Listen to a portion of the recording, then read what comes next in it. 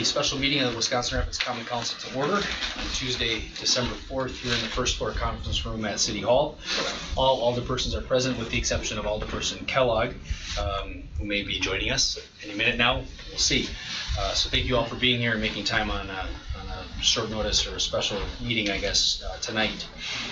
Move on to item 3, which is a consideration of confirmation of my appointment to the position of City Clerk to hold office until a successor is elected at the special election to be held on April 2nd, 2019. And for the viewing audience, as well as a refresher for all of us, the position was vacated when the city clerk at the end of August, August 31st, became unable, I guess, to hold the position due to his change in his residency. And over the course of the period of time, we posted the position and took applications from individuals who were wishing to be considered for the appointment. A number of individuals withdrew over that period of time based upon residency and learning more information, frankly, that they had to be a resident of the city to be considered or on appointment for the position, as well as the determination regarding the special election. So therefore, we held 2 rounds of interviews. First round, which included myself and the HR director, and then a second round, which Attorney Sushil and Alderperson Kubishak were gracious enough to give some time to screen our second round of candidates. And tonight, it's my pleasure to introduce Jennifer Gossick, who I'm recommending as an appointment for the remainder of the, until the successor is elected at the spring election in April.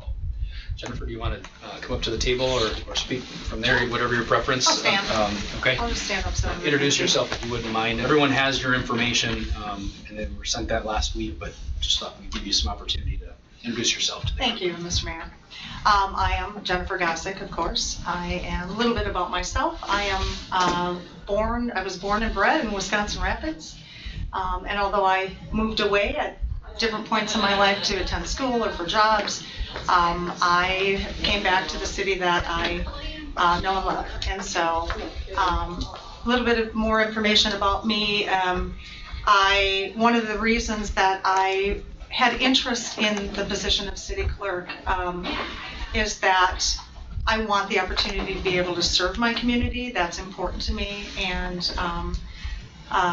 the other part about it that kind of excited me a bit is the working the elections. I am an election inspector for the town of Grand Rapids. I've done that for 3 years now, and I've really enjoyed that process. I've enjoyed working with the public. My background is mostly in customer service and working with the public. So I look forward to the possibility of being able to use those skills to serve my community. And so I thank you all for your time and your consideration, and I hope to do a great job for you if you choose to confirm me. So, thank you. Questions for Jennifer? Anybody? Yes, sir. I just had one. You said you were an election inspector for Grand Rapids? Yes. Did you have to live in Grand Rapids to be an election inspector? I did live in Grand Rapids. I now live in the city of Wisconsin Rapids, and as long as you live in the county, you can work at whatever election within that county. Okay. So, but I do live in Wisconsin Rapids. Yeah. Okay. The county residency? I was going to ask that same question. Yeah, that's a good question. Yeah. Probably find people, just find people to do it basically, or? Yeah, well, it's challenging for smaller municipalities to be able to find it. And then because the selections come from political parties, whether it's the Republican Party or the Democratic Party, and usually those are by county. So the name lists, it was decided to go by county that way. You'll be a chief inspector though, has to be a resident. Right. Correct. And actually, I did look into submitting my name to be chief inspector for the town of Grand Rapids, and that's when I found out that you have to actually live in that municipality in order to be a chief inspector. So.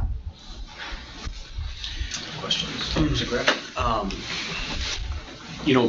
Being a city clerk, I'm just going to ask the question: is being a city clerk, you have your own budget and you're kind of on your own Yes. as far as you run your own department, you have a budget and manage your budget. What kind of experience have you had in the past with running budgets? And Sure, that's a really great question.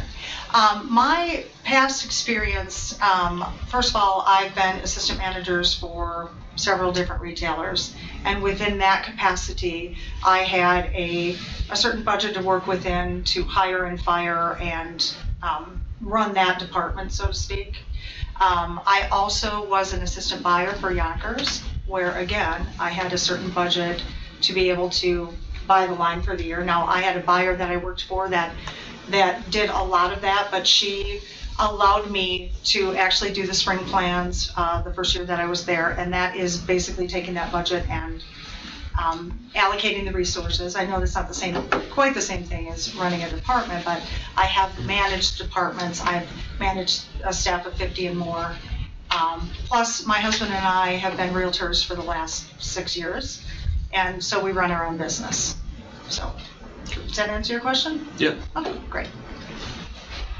Other questions?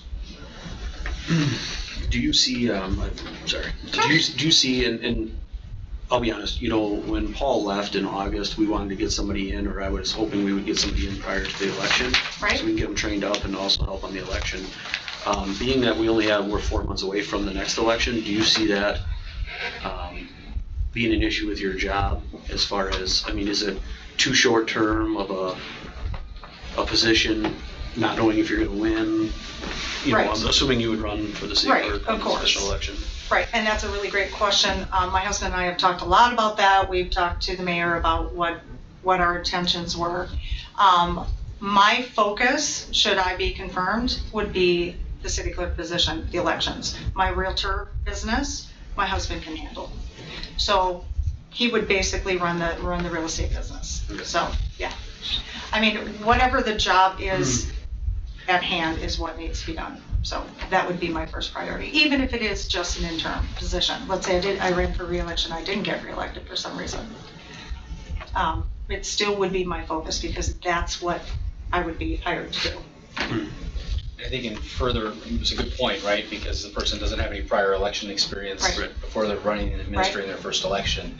I think the important thing to remember is the chief inspectors are running the day, right? So from the administrative standpoint, there certainly is a capacity, and Shane can attest to all the coordination and standing up with the election. I think the other strength will having someone experienced in the administrative assistant capacity there. So when the state nudges and prods for all of the deadlines and all of the elements that need to be done, the other piece is the county clerk provides so much assistance and really for all municipal clerks in the county. So I think I would offer those couple of points, not so much for her candidacy, but anybody standing in that role is going to have those tools set up and ready to go, or they're not going to be successful come the next election. So I would just offer those are things that we talked about either through the interview process or even internally as staff to make sure that the last election that we didn't have that issue. That where are we making sure that we've got safeguards so we're not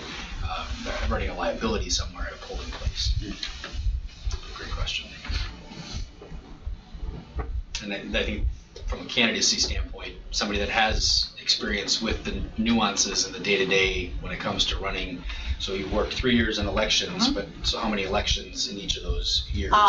2 to 3 a year, Yeah. depending. Sometimes there was August, and that included the presidential election. So while that- you weren't the chief, No, I wasn't a chief, but I worked the ballot tables. That's what I loved, the fast-paced. That's where it all happens. And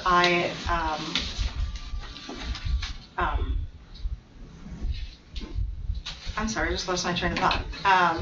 So the ballot table is what I'm used to working, but I have done other positions throughout the day. I also helped with absentee ballots and taking care of the ballots at the end of the night and processing them so that they can be, and packaging them, and counting them and all of that. So the whole day, well, not the whole day, because in town of Grand Rapids, it's a split shift.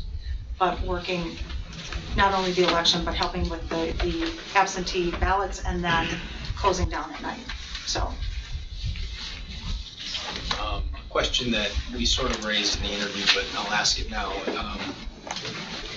Election law in Wisconsin has ebbed and flowed and changed Yes. dramatically. I guess give us a sense of how you intend to stay up with the, or become acclimated with the elections laws for the next election. I guess that you're looking, Sure. ones beyond, we're not sure about, Yeah, right? Certainly right, the one we're right. looking toward. Well, obviously, that, the election law is extremely important. So that obviously will be a top priority when it comes to the elections. So learning that law and being on top of that law, I mean, as far as specifically how I would handle it, obviously I need to understand the process a little bit more. But staying on top of it is, let me give you an example. In real estate, this is how I deal with that in real estate. Laws change all the time. And so I have to know what the law is and be on top of the law in order to do my job. And so we have resources that we can go to where we can constantly check and see if there's something new coming down the pike and how that will affect us. So it's something that I'm used to being on top of. So I see the election as no different than handling the law for the real estate. Other questions? Thoughts, comments?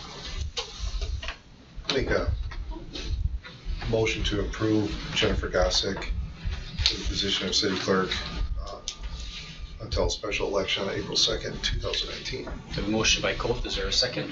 Second. Second by Zerflu. Any further discussion?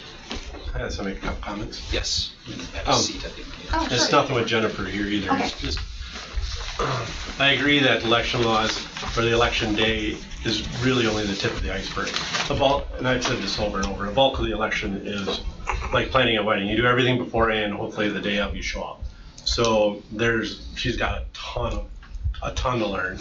And my issue or concern is we have one person in the clerk's office who is pretty much going to be responsible for training the next clerk. And if this clerk isn't elected, because I stopped by already and there's already somebody else that took all papers to run for clerk. So if Jennifer isn't elected, then the current person who's going to train Jennifer is going to have to train the next person. And the 4 months, just, I don't know what the value of filling the position for 4 months necessarily might be. I'm not opposed to it, and I'm not opposed to your choice either, but the need to fill it for 4 months when we can go without an HR director for a year.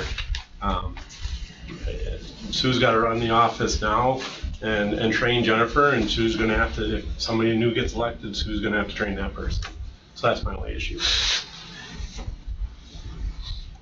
I think it's my concern, a lot of concern I'd share around the election of the position, but I mean, that's settled, and I think, we've decided to maintain that, and I think that's a concern. That's even yourself. As somebody being elected mayor, you're in the same position. Right. It's not like you're going to stick around if you run and somebody runs against you. You're not going to train the next person. So, Right. so whoever steps into that role is going to step in as a green person. Right.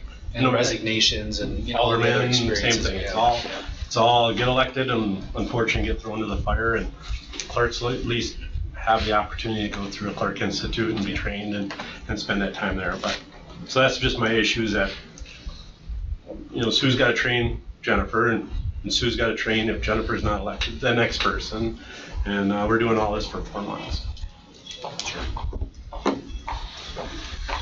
Other comments, thoughts from anybody?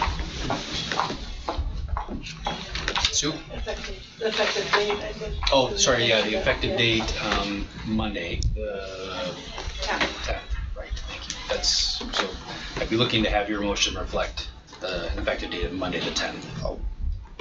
I'll like to modify my motion to reflect the effective date for Monday, December 10th. Is there any objection to modifying the motion? I don't have an objection to modifying the motion, but just for verification, Sue. Once, because this is a special meeting, it isn't a committee of the whole where it's going to be an appointment at a full council meeting. Technically, if Jennifer or whoever the person is being appointed and it's confirmed, it's tonight. It's effective immediately. It isn't. You can't make.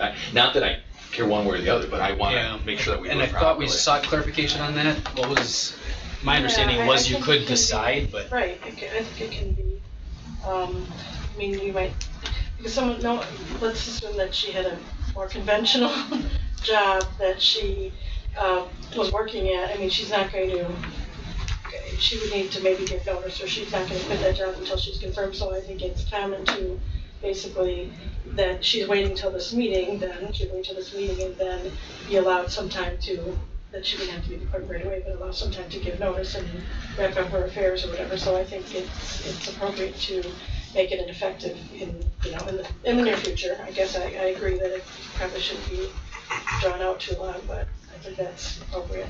And not that I want it to be, but I just want to make sure that we're doing it properly. Sure, fair enough.